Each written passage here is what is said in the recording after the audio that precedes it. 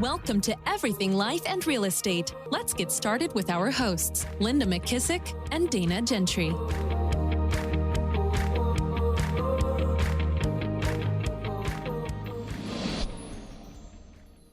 Started, but I have some amazing guests for you today. Actually, you get a bonus guest that we didn't know that we were going to have today, which I'm really excited about. So Linda and I had planned to talk about shift and a shifting market and going through a recession. And Linda, will you share with them who your friend is and how we have an extra guest? I will. My friend Terry Moerler, and we met at a Monica Reynolds women's conference.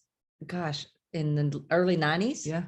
Early 90s. And I, of course, was a baby agent, not doing all the wonderful things everybody else was doing, and sat at a table with Terry and just with my mouth hung open at what great business she did. And then we went to conferences together, and we were in a mastermind group together, and we just became really best friends through real estate and have stayed best friends. And you and I had Terry as a great episode on our podcast. One of our most listened to episodes ever, actually. And we refer back to it all the time because there's no person better at keeping her clients than Terry is. And so we were here for a conference this weekend, and they hung over at the house with us. So you guys get a bonus today. You get a lot of knowledge today. Love it. Love it. Love it. Awesome. Terry, we're so excited to have you. Thank you, Dana. I'm sure Linda roped you into this at the last minute. She was probably like, hey, throw on your lipstick and get on the Zoom with me. That's our Linda. That's right. Okay, guys. So before we get started, if you have any questions throughout this, if you can just please put them in the chat, that would be great. And we'll fill through those. So we recently heard a crazy statistic, crazy to me, that over 70%, we'll find the episode. I knew somebody was going to ask for that. Actually, Abby, I don't know if you might be able to look back through the episodes. It would say special guest, and I'll try to look through it too. So we'll post that in here, Sharon. Recently, NAR came out with the statistic that over 70% of the agents that are currently licensed with National Association of Realtors have entered the business after 07, 08. So they have actually never been through a shift or a recession, which is wild. If you have been through a shift or recession, will you type yes or no in the chat just so we can have a gauge of And even Dana, if they've lived through a shift, I remember in the 08 shift, well, first of all, Brad, who was running my team, had not lived through a shift, but your team members may have never lived through a shift. So you may have, and it may be time that you got to start educating them because your team members have never gone through a shift. Yep, totally. Oh, we've got lots of no's and some yeses too. Okay, perfect. So when that statistic came out, I started thinking, gosh, I think it's easy for us to say, hey, pick up this book and go read it. But we know y'all, and a lot of y'all won't do that. But you will get on a Zoom and listen to us talk about it. So, and the other thing that we found out too, and this is why, oh my gosh, I'm so pumped that Terry's here, because a lot of times I think what people love the most are getting the ideas that will help them grow their business through the shift and really, really thrive through a shift. And the one quote that keeps sticking to me, and Linda and I've heard it over and over and over, is the market share that you get in a shift, you'll never lose, but the market share that you lose, you'll never get back. Yeah.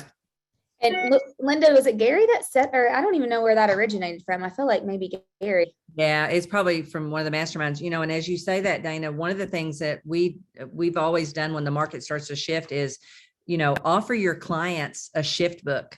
A lot of them own businesses and maybe they've never been through a shift, or they have and they're panicked because they have been through one. But a shift book is a great opportunity to touch base with your people and ask them, who do they know that might kind of be talking about, they're a little bit worried about the economy and what's going to happen in the shift.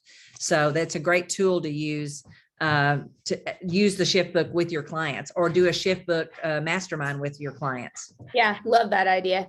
Okay, Linda, will you quickly talk to us, and Terry jump into, I've only been through one shift. How many, Linda, have you gone through? And Terry? I got in the real estate business in a terrible shift. I mean, matter of fact, we had 18% interest rates that could actually adjust up to 21%.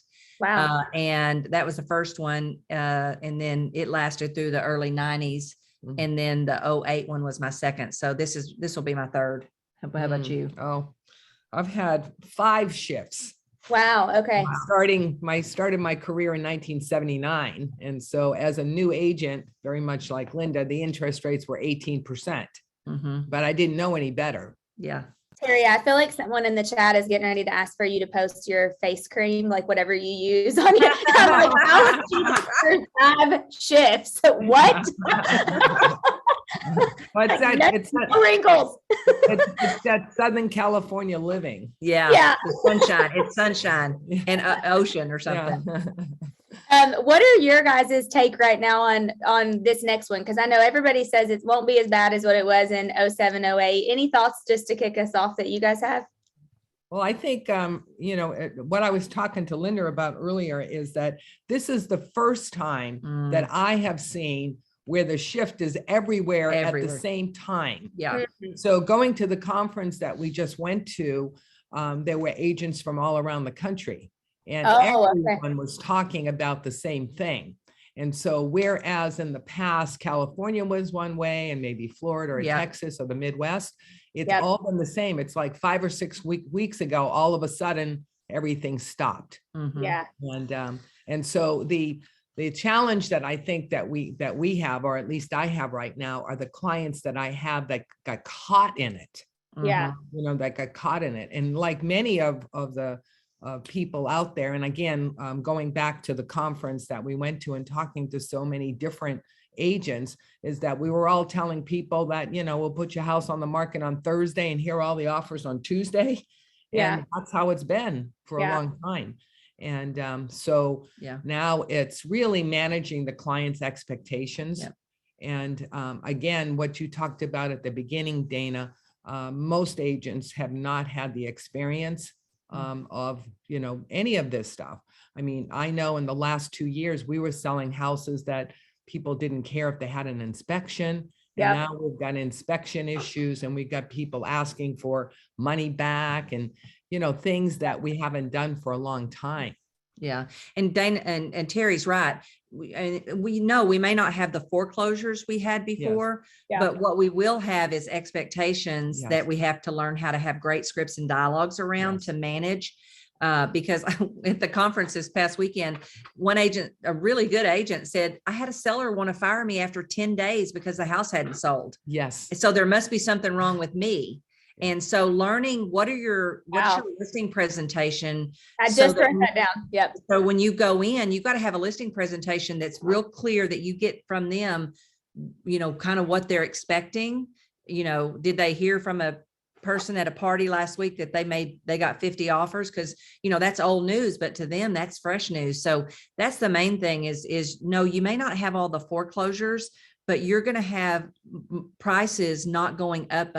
So you're going to have to know how to price better. I mean, there's just so many skills that are going to come into play that no matter how much it's shifting, if it's shifting at all, you'll have to learn how to have those skills and scripts and dialogues and presentations. Yeah, I just wrote down one thing too that I wanted to make sure that everybody knows, and we've said this many times, but we've moved from a speed-based market to back to a skill-based market. Yeah. And I think that's really important for everybody to note. It's not necessarily that the market that we've been in has been easy. I mean, some people would say it's been easy, but some people would say it's been terrible because they wrote 54 offers to get 2 accepted. Yeah. So I think it's been more of a speed-based, and we're moving back to a skill-based market. And just like you said, Linda, and one of the things I wanted us to touch on is some of the agents, and a lot of them maybe even on today, have never actually had a listing presentation because they've never had to. Yeah. They've just they've never had conversations around how to have price reductions because they've never had to. Right. And so I think when I think of moving back to a skill-based market and sharpening your skills, those are some of the things you may have never had to learn scripts because you haven't had to have scripts. But as we move back into that, we will. So what are some things that you guys can think of other than those, or even expanding on those, but having a strong listing presentation, really knowing the expectations around sellers? What advice or around pricing? I mean, what advice would you give some of the people listening who've never done that before? Well, one of the things that I want to talk about is being an expert in the market. Mhm. Oh, yeah, I love it. I just wrote my letter from the heart, which I write every month to my clients. And in my letter from the heart, I wrote about experts. And I said, whether you are looking for a realtor or whether you're looking for a financial planner or anybody to do with your, the big things in your life, you really need an expert now. So there's lots of people doing lots of things, but you need that expert. Mhm. So Yep, I love that. Talking to you about Yeah. your damage here with the insurance. Yeah. You have a really good insurance person. You have an expert at insurance, Yeah. because otherwise you wouldn't have been able to benefit from that. Yeah. So being an expert in the marketplace and really knowing your numbers Yeah. and knowing the pricing, we're talking about pricing, but I mean, in the past, we always went out and looked at homes. But now, sometimes we get away from looking at homes because we're just going to look at them online. Yeah. But you really need to be that expert in the market. Yeah, I love that. I agree with everything she said. You need, because sometimes what has happened in the past is you could have one market that's moving faster. Always first time home buyers moves a lot faster. And then your upper end just comes to a complete stall and you can't get them to sell. So you've got to learn how to have conversations with both of those kind of people. And I think your communication is going to have to change. I remember I used to tell people, hey, I'll be giving you a call every, I would tell them 10 days and I would communicate in 7, because if you wait till that 10, somewhere about day 9 or 10, they're calling you, and there's nothing worse than you pick up the phone and they're on the other line wanting to know why their house didn't sell. You start tap dancing real quick. So you got to be ahead of everything, like your communication, how much will you communicate with them? Because in absence of communication, they make up stories and it's never the true story. So you don't want them out there making up stories. So texts probably aren't going to be as effective as picking up the phone. And that's going to be hard for a lot of people. Yeah. But when things are rough, they don't want to, things can get messed up through a text. So being brave enough to pick up the phone and explain to them why, the market is just, it's slowing, and, that's telling us something, right? And we got a couple options here. So just keeping that communication, maybe in a different style than you've been used to also. Yeah. Really fast, but I don't want to forget it. Terry, someone asked, are you snail mailing your letters from the heart or emailing them? Oh, I do both. Okay. So I have a newsletter that I send out every month. Is it the same one that goes out both ways? Yeah. Same one. It's the same one. Okay. Perfect. Okay. Okay. Yep. And I love that. I love the being just the expert and the local economist. I think now, and actually, Linda, I got sucked into watching that Unwell on, and now I'm like, want to get stung by bees and crap, but, everything Linda gets me into, Adam is like, oh Lord, what are we doing now? So we cannot take me off the wedding list though. No, it's not happening. But it was funny because, they said something on there and I thought, man, gosh, that's just like us. They said now people seek out their own information. Like when something's wrong with us. Yeah. Remember when they said that when something's wrong with us now, we don't just go to the walk-in clinic or call our doctor. We seek out our own information. We're like looking at influencers or bloggers or reading this on this website or podcast. Yeah. To try to figure out what it is. And as soon as he said that, I thought, oh my gosh, our clients do the same thing. So if they're not, they better not know more than you. You bet. Right. I can tell real quick whether a doctor knows as much as I do, because I spend a lot of time and energy around it. And my biggest turnoff is they're stupid and they act like it's still the way it was forever ago. And I won't go back to them. Yeah. But how great of a point is that for us as real estate agents and the 80 something plus on here and the hundreds that are going to watch the recording? If you think that what you've always known is still the way to think and you're not willing to get on a plane like these ladies still do, and I know some of you do too, but go be involved in masterminds and groups and you're figuring out what's happening and because it does change. And our clients, they're just like us. If they can't get the answer, they're getting on and they're going to find it from somebody if they're not getting it from you. And they're going to go with the person that they feel like is most knowledgeable and Yep. is the expert, because when things go bad, you do want an expert. You're thinking, I don't see, when things are going good, you're thinking, oh, anybody can sell my house, and they don't think our value is there. But when things are harder, they really do appreciate us more. So Terry and I both were talking about how we're kind of looking forward to it a little bit, because there is a whole better appreciation. Well, they need us now. Yeah, they need us. Yeah. But one of the questions I always ask my client is, where do you get your information from? Love that. Yep. And so I want to know if they Google everything, or they, belong to something, or they get it on Fox News, or, or Zillow, or so where do you get your information? Because you're right. When you go into a listing appointment now, I mean, they think they already know, and so I always say, gee, where do you get your information from? Yep. Yeah. Great one. Yep. I love that. Okay. So really quickly, let's talk about some of the tactics. I think we've touched a little bit. The first one is get real, get right. It always starts with your mind. Anything else that you guys would add on that? Because one of the things I think of is I hear that we'll have like the turnover of agents. There'll be some that are going to get out of the business because they don't want to adopt. They don't want to learn technology. They don't want to go through another recession. They're burnout, they're going to fluctuate out. And then there's going to be some that fluctuate in. I think sometimes when people hear a recession, or a shift, they automatically go such to the negative.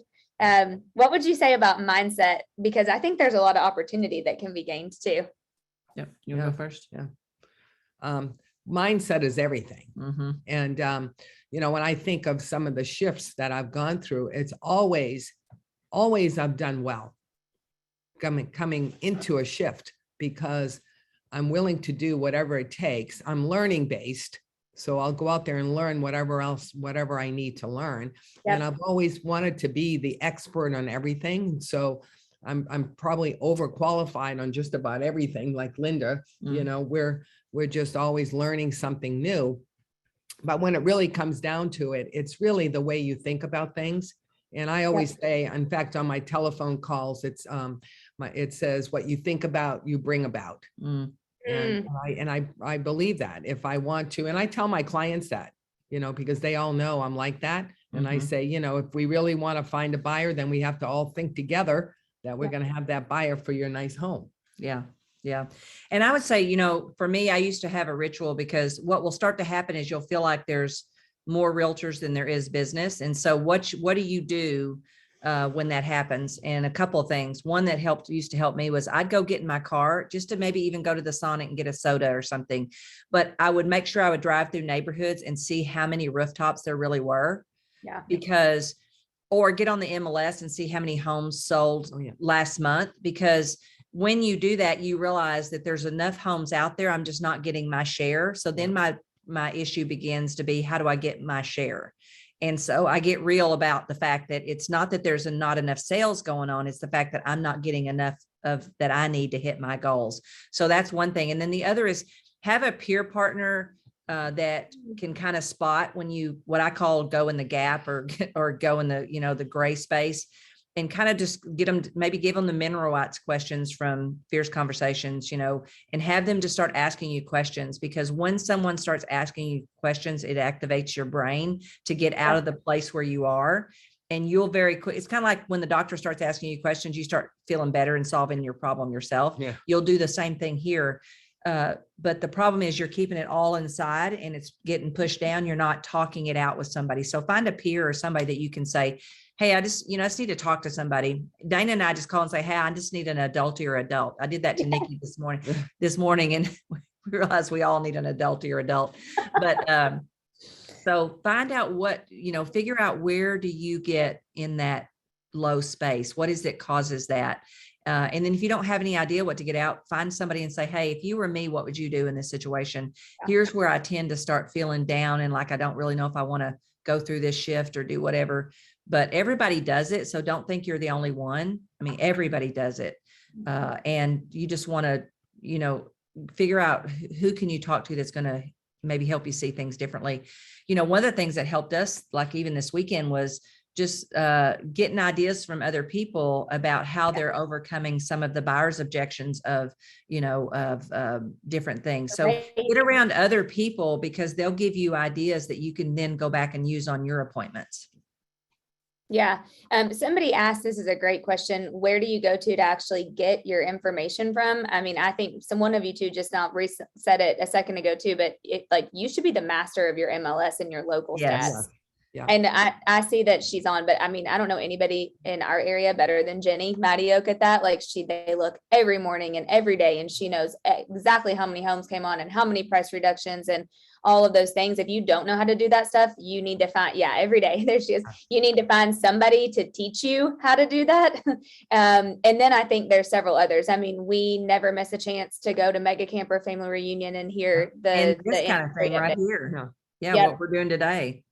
Yeah, constant, just anything podcast. I mean, there are so many great ones. See, there you go. 74 price changes in the past 24 hours on our MLS. Yeah. I don't know about your MLS, but our MLS, I can put I call it like I'm a stockbroker, and it says how many new listings, how many price reductions. And I show that to the client when I'm sitting there working with them. And I tell them that I watch this every single day. And I also years ago put a spreadsheet together, and so that I can keep track of, how many new listings and, and understanding absorption rate, because, we've had no absorption rate because it's been a negative number. But when you can sit down with a client and explain those things. Now, I've been blessed, I think, over my career, 75% of my clients are engineers. So I'm used to being data driven. Bless you. And so in my early part of my career, I had agents who used to refer, agents in my own office refer people to me because they didn't want to work with the engineers. Because they didn't want to work with the engineers. Yeah, that can be tough. And but and I prepare every listing appointment. Every time I go out with someone, I prepare for the engineer. Now, I don't use all of that because we all understand the disc profile, so I don't want to overwhelm somebody. But you're prepared. But I'm prepared, and so I always look like the expert because I'm overly prepared. Yeah, I love that. Data and information is, if you walk in and you've got all the information, you're going to shine more than anyone else. Yeah. And using examples of right now, if gasoline was, $10 a gallon over here and it's $5, where are you going to go get your gasoline? Because in a shifting market, houses become commodities. And so they're very price sensitive. And so you could, and like you looked in that documentary and you found something that related, look for other outside places that you see people, probably do it themselves. They compare prices and they go with the one that's priced the best and stuff. So look for outside examples to use, or ask great questions, get them, because our dilemma is they're emotional because they think all this stuff. So we got to move them to logic, and great questions move people to logic.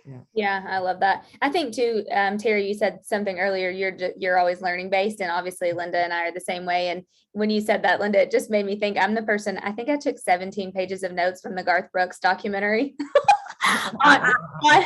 on leadership and just success. I mean, I think when you start to get your brain like that, I mean, Adam gets so frustrated because I mean, I can't watch this show without, I'm like, oh, give me my notebook really fast because I got to write that down or put it in my phone.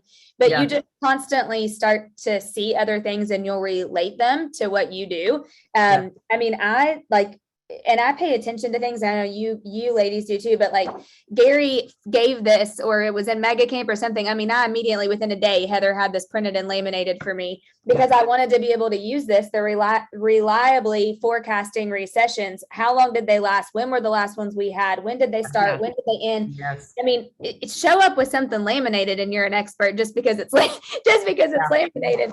Not really, but you have to know those things. And if you're not quick at knowing those numbers or learning them, like it needs to be in front of you all the time so that you get it. And it's okay. I mean, you don't need to have everything in your head. In fact, showing things, show and tell is such a big thing. Yeah. And so I love showing statistics and showing things to people. But one of the things that we talked about this weekend with some of the people that we met is that it's a price war in a beauty contest. Yeah. Now that we used to use that we used years to ago. use that years ago. Wait, okay, what does that mean?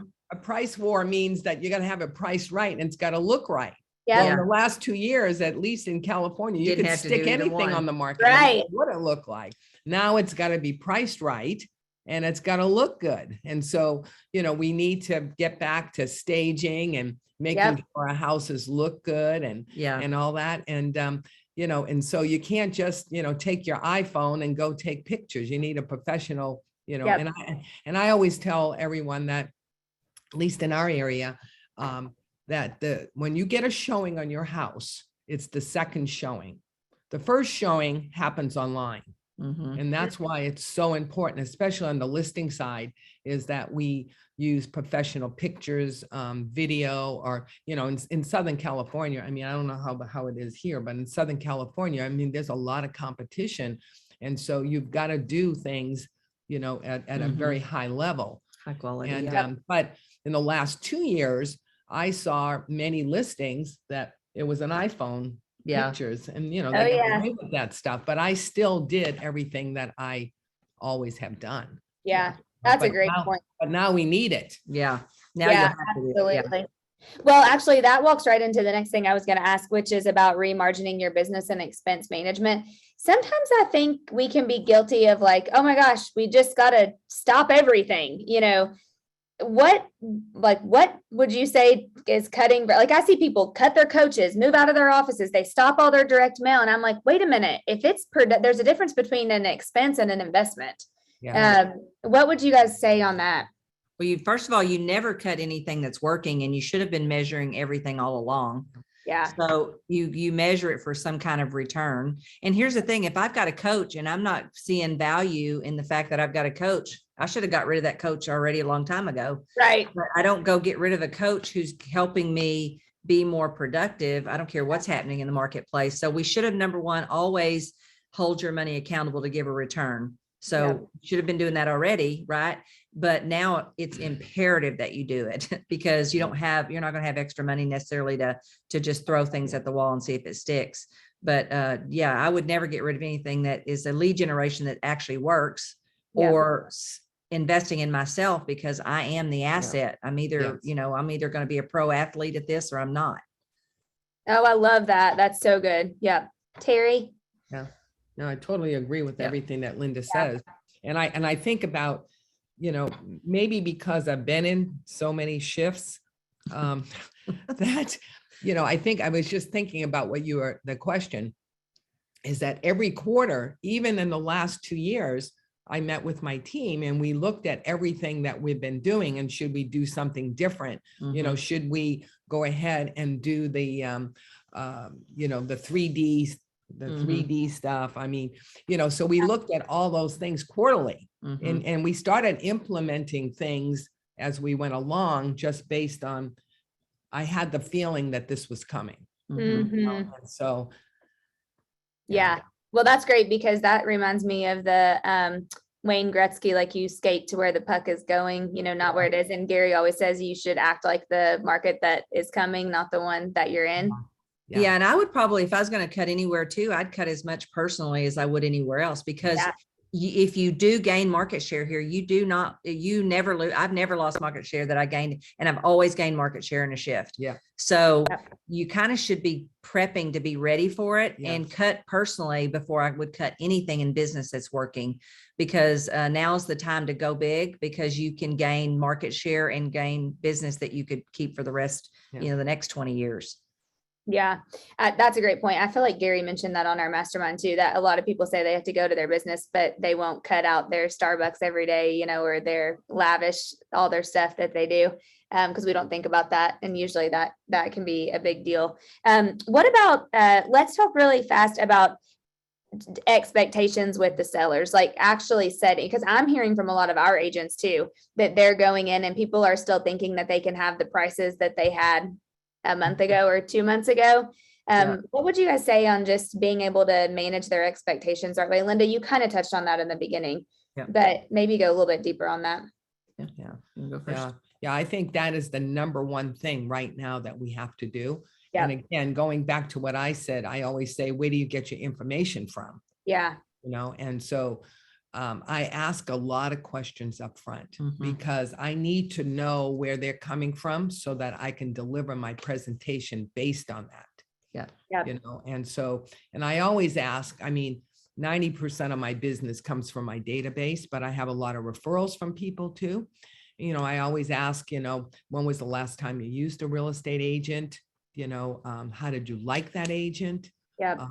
It almost hurts me when I hear somebody who bought a house 5 or 6 years ago and they don't even remember their agent. Because I work very hard to keep my clients and keep myself in front of them all the time.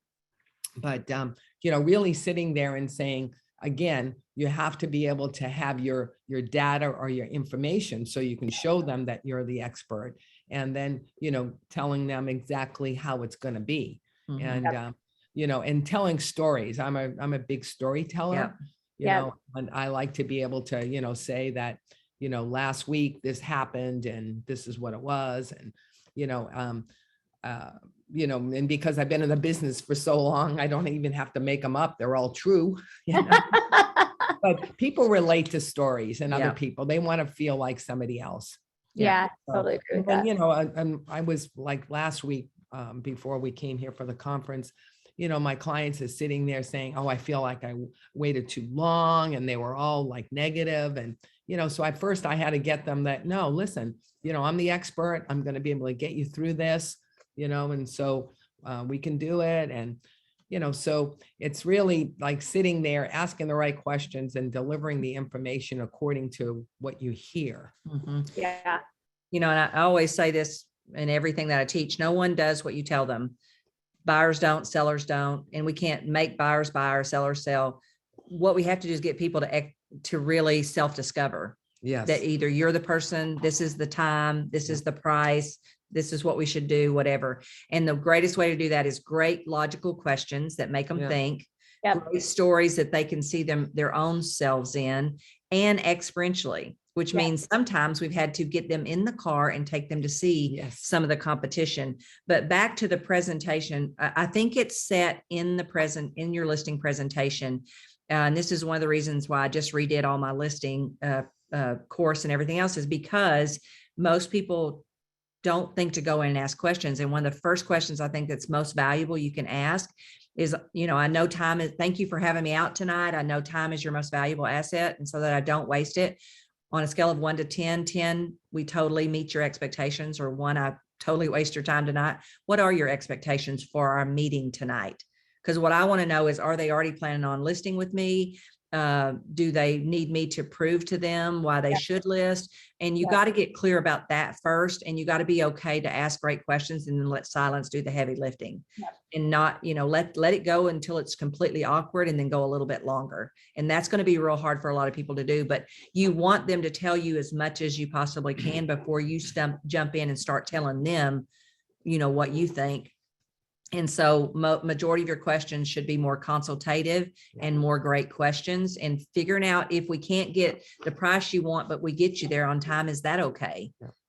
Or if I get you there with hardly any hassles, and is that okay? I mean, you got to figure out, where are they willing to give a little, or where they just a line in the sand and they're not going to budge, right? And then you also have to be willing to ask people how motivated they are, because this is not a time that you can work with the unmotivated, right?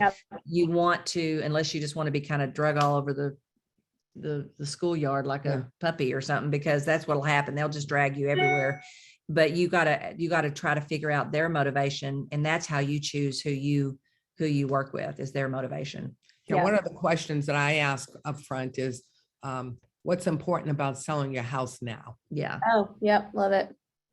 And then going deeper on that, and writing down all of this, so that later, when you're in the middle of negotiating repairs, that you can say, I wrote down here, Mr. Seller, in my notes, that you told me that it was really important for you to get to, you know, Denton, Texas to be with your family. And so is it, you know, Is that still a priority? yeah, Yeah. you know, and so, and, you know, I write down everything. And like Linda had mentioned about how people forget things. Yeah. And one of the things that we started probably a few years back now is that we do the ultimate, it's called the ultimate scenario. So we take what people say to us. Now we're doing a lot of Zoom still, you know, Zoom. Yeah, with your clients. Yes, I like to do a listing appointment on Zoom first.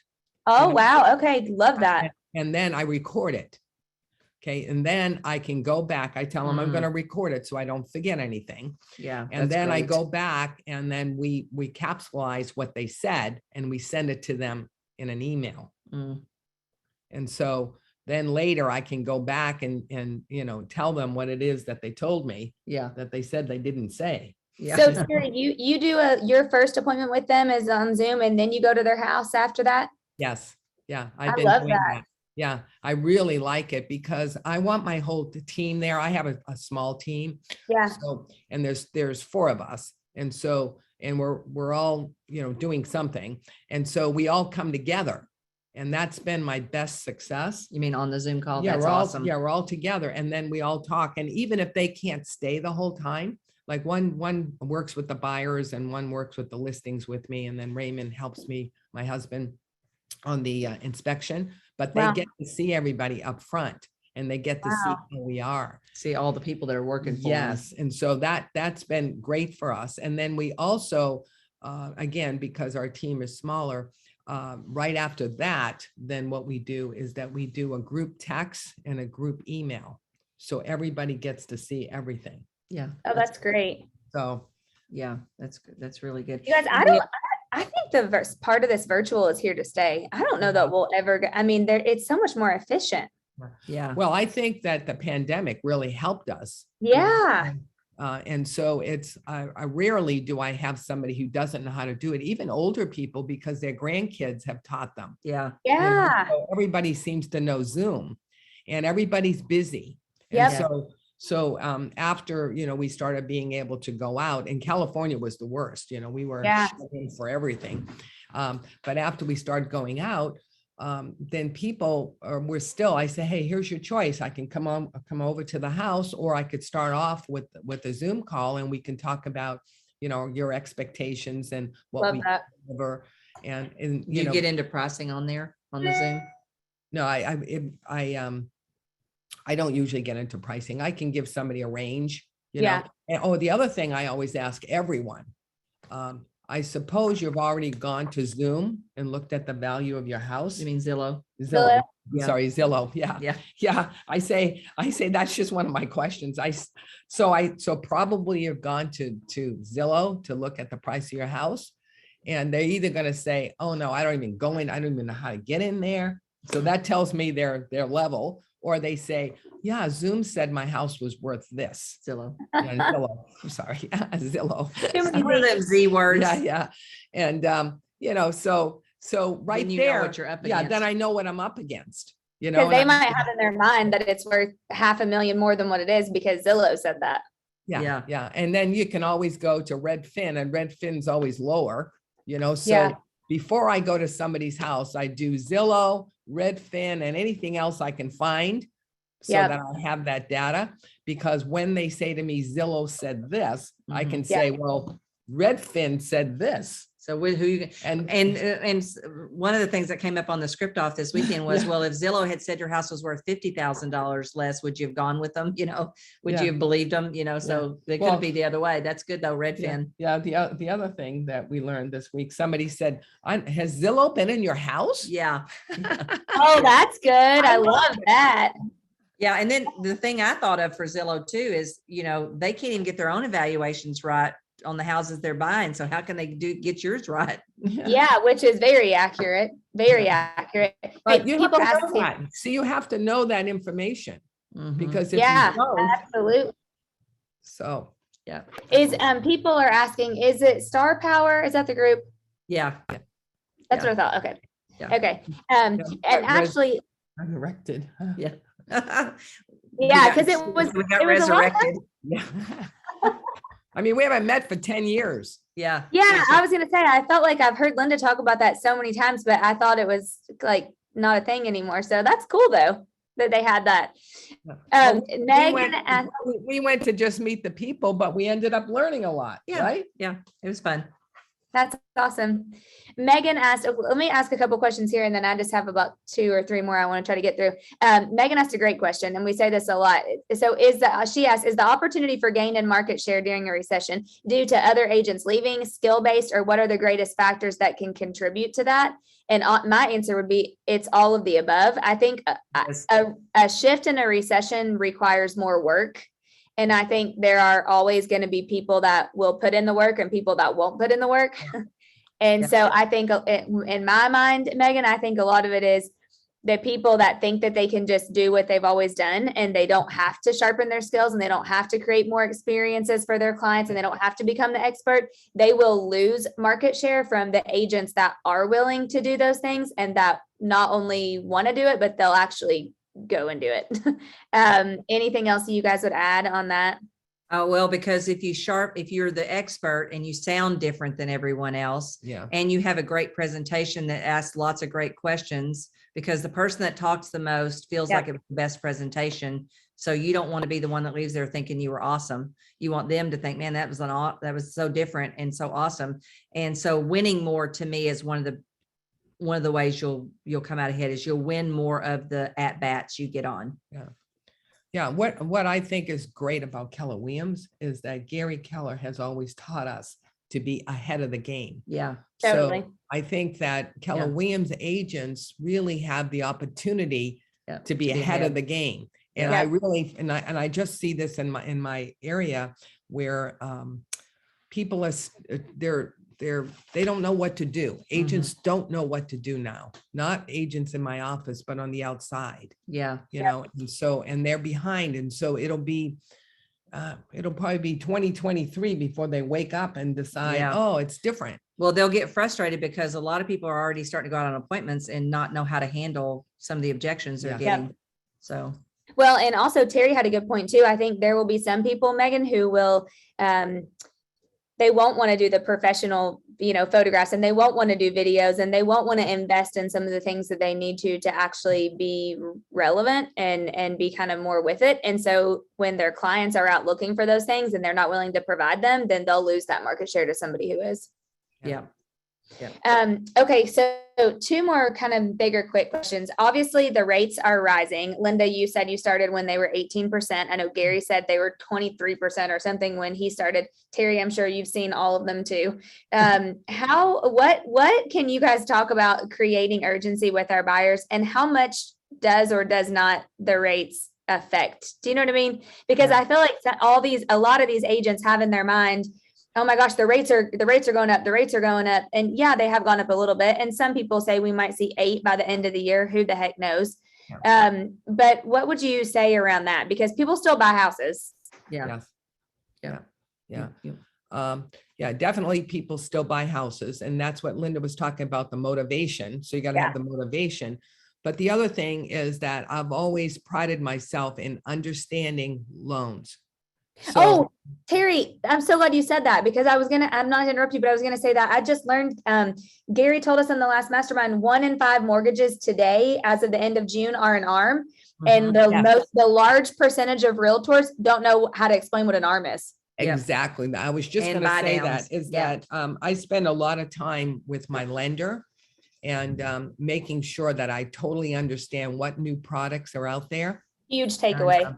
Yeah. And so understanding finance, one of the things on our buyer consultation, and we do those on Zoom too.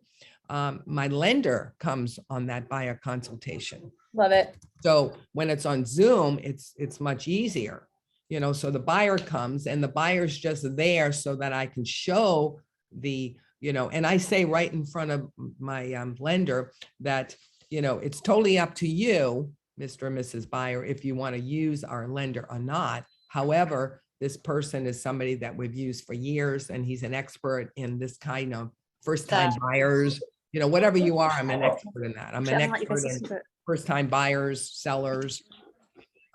Sorry, guys. Abby, I don't have access to mute.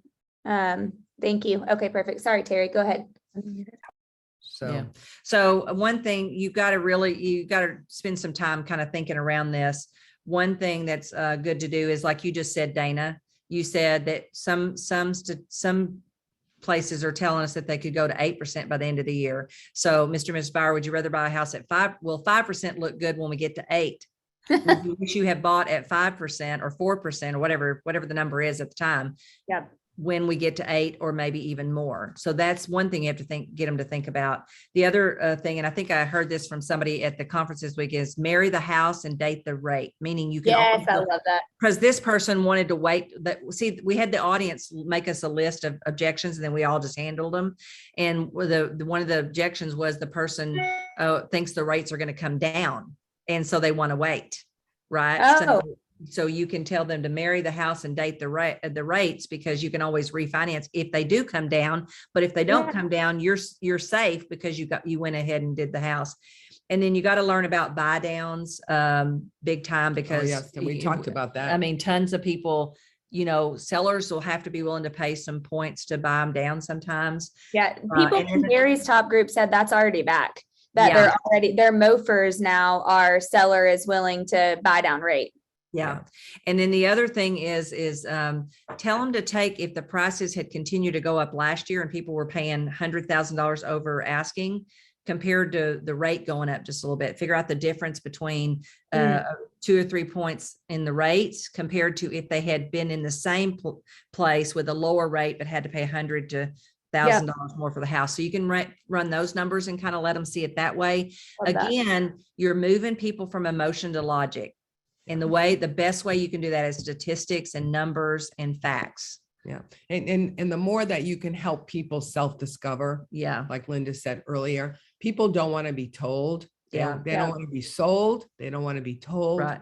But if you ask enough questions and you provide enough data, and I always say to my clients that if you cannot make a decision anytime during the time that we're working together, it's my fault. Yeah. It's my fault because I didn't give you enough information to make a good decision. And I tell them, I'm never going to tell you what to do, but I'm going to give you enough information so that you can make that wise decision. Yeah. And I think if you go ahead and let them know up front that you're okay if they don't do anything, you take the air out of, they think you're just trying to sell them on doing something, and just say, you know, honestly, at the end of this, you may discover that it is not the right time for you to buy, and that'll be absolutely okay. You will have made the best choice for you. However, you might decide that it is. And so either way, I'm okay. So they don't think you've got commission breath and you're trying to, sell them. And that way, everything you say after that, they're going to understand, oh, okay. So I cannot have to buy. I can get out of this. I cannot do this. And then they listen better, and they're more willing to. It's kind of like when you do a takeaway with somebody, they don't want to be rejected, and they don't want something taken away. Right. So I sometimes will try to lead with that, because I don't really care. Honestly, I know I'm not good enough to make a buyer, seller, or an agent join me. I'm just not, and I don't never even want to get in that game to try. So once you do that, it kind of helps a little bit too. Yeah. And some of the listeners might think, well, that's easy for Linda and Terry because, they've got a lot of business. They've been around for a long time. But honestly, I've done that from day one. Yeah. Because I learned about myself that I didn't like to have negativity around me. And so, I learned up front that it was better to take people who really want to do something and motivated, and not just take anyone. Yeah, love that. Yeah. Someone, let's see, Hilda asked any book recommendations on helping clients with self-discovery. I'm typing in the chat right now. The first one that pops in my head, Linda, is Never Split the Difference. And we have them on our podcast, and that's an amazing book on negotiating. Are they asking books to give the sellers? No, books to help her with helping. Well, I don't know. Hilda, will you clarify that? Do you mean for the sellers or for you to learn how to help them self-discover better? If you want to just let us know in the chat, and then I might have misunderstood that. For agents to self-discover better. Okay, for them. There's a book, The Question Behind the Question. Yeah. Oh, that's good. That's how you learn to go deep. So you ask enough questions. Like if you go 7 deep, that's what that book's about.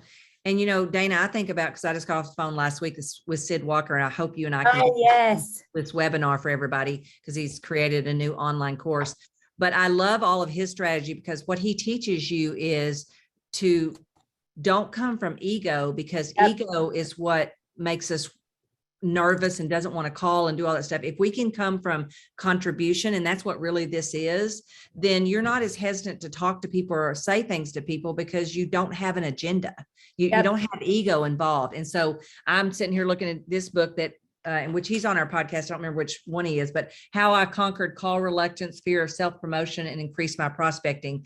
And really all he does is work with your mindset to pick up the phone. He doesn't really tell you, because what he says is your instinct and your heart knows what to say.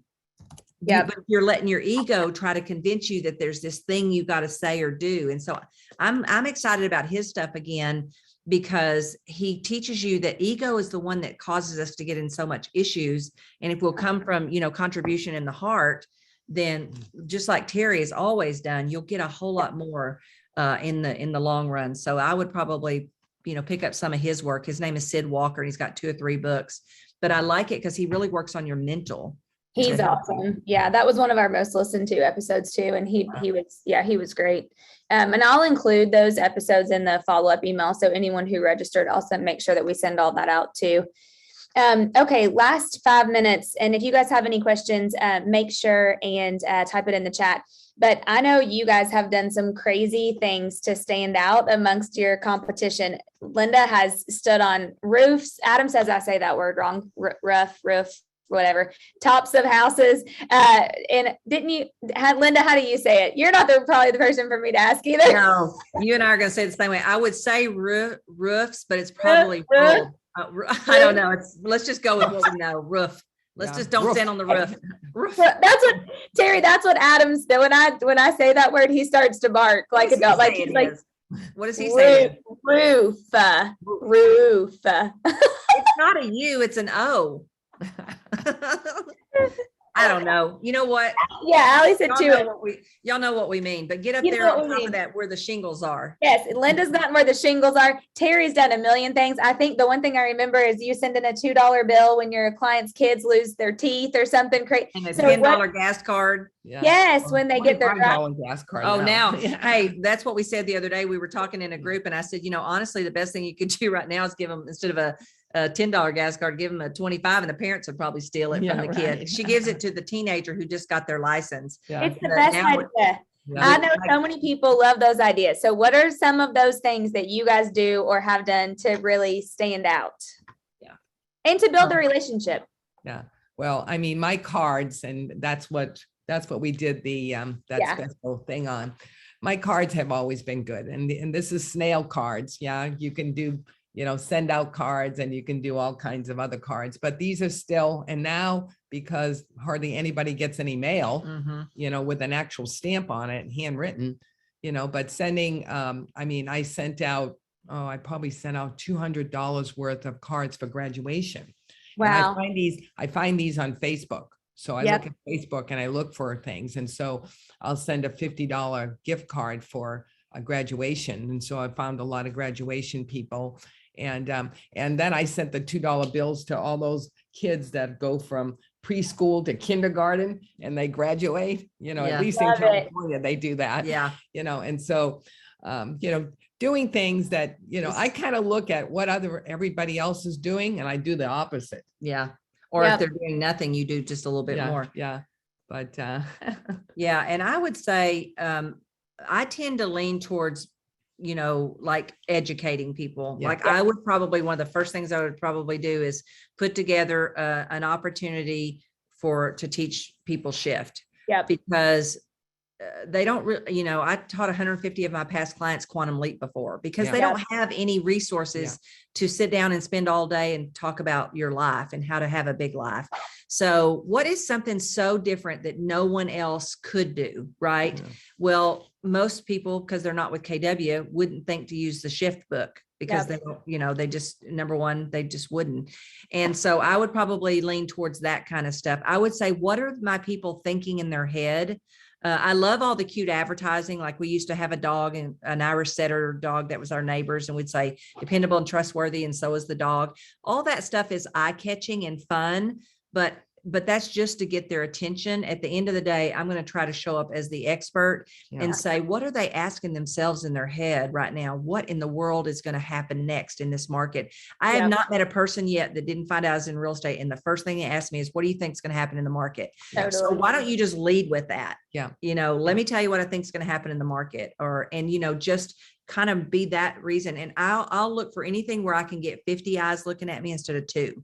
So I'm going to be a teacher. Great I'm going to point. offer some place that I can get a group of people to come, because wherever there's a large number of people, there's an opportunity for you to do business. And because I'm going to give and contribute, I'm going to create beholdenness and reciprocity. And they're either going to send somebody to me or they're going to do something with me. So I would probably do an investor seminar.